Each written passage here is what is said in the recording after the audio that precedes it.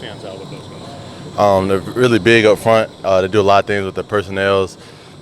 They got some guys that are very versatile, so they can be in one personnel group, but they can act like they're in other personnel groups. So just being able to adjust to those bodies.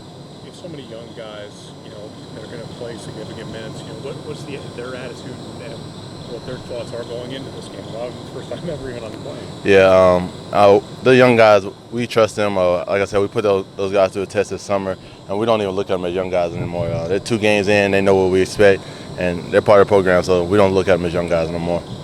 With the road game and with that many young guys and with that kind of crowd, how important is getting off to a fast start in this game and not getting behind? That's definitely important on all road games. You want to come out and let them know that you're here to play.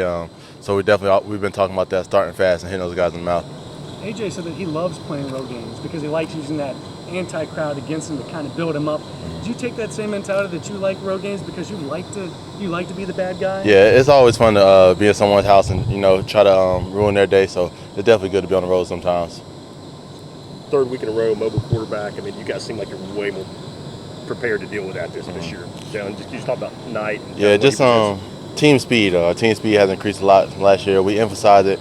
Everybody keeping their points on the quarterback. The quarterbacks, sometimes you can't account for them, but you got to account for them with effort. So everyone gets to the ball, and we'll be able to handle it. And how is the challenge different this week just because of the personnel he's got around him? It's been a challenge the last 2 weeks just dealing with the quarterback runs, but I think we'll game plan it, and we'll be able to contain them. And you talked about the different formation groupings and how they can confuse you. Just what about their balance? I mean, can they, is that what makes it tough to defend the run, pass out of all these different looks? Yeah, they definitely do a lot. So you just got to be prepared for it. You got to study film a lot and just be prepared for it. What do you see when you look at their backs on the field? They're actually versatile. They got, I think, 3 backs that played quite a bit. So just being able to be ready for those change of pace guys, the bigger guys, the smaller guys. So just be ready for all 3 of them. Just what they put up so many points last week. What was, it was just one game, but what really kind of jumped out about you?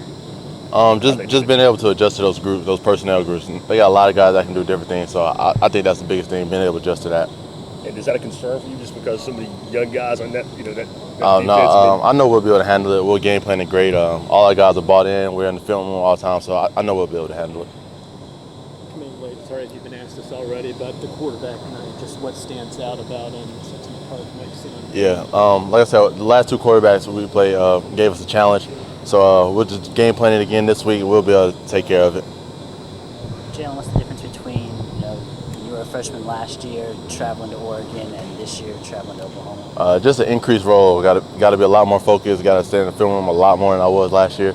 But I think I'll be prepared for what I've been doing the last 2 weeks, so it won't be too much of a big deal.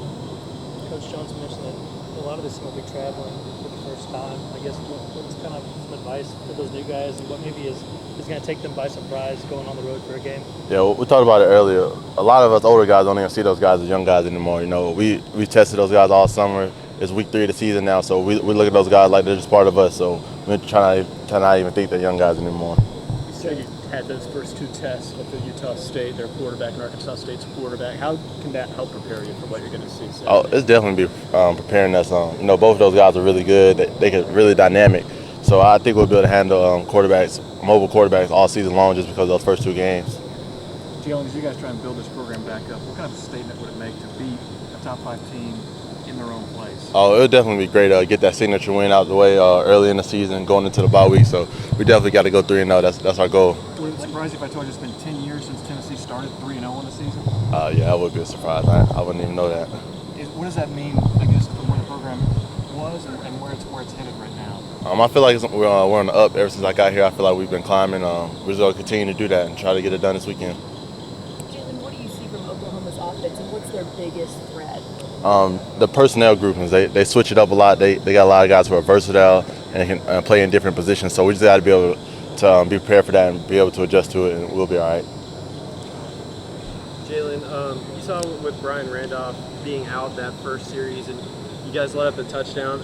How important is Brian to your defense and just kind of getting everyone in the right spot? Oh, it's definitely good to have Randolph back there. 3-year starter basically for us, going into his 4th year. So when Randolph's back there, we know we can trust him. But TK's coming along. We think he'll be able to do a great job whenever Randolph's not in there. So we'll be all right. What kind of element is Chris Weather added to this defense? A lot of speed. Pass rushing ability is something that a lot of people can't do. So when Chris is on the field, we know we're going to be able to pressure that quarterback a lot more. Just what makes him good at that?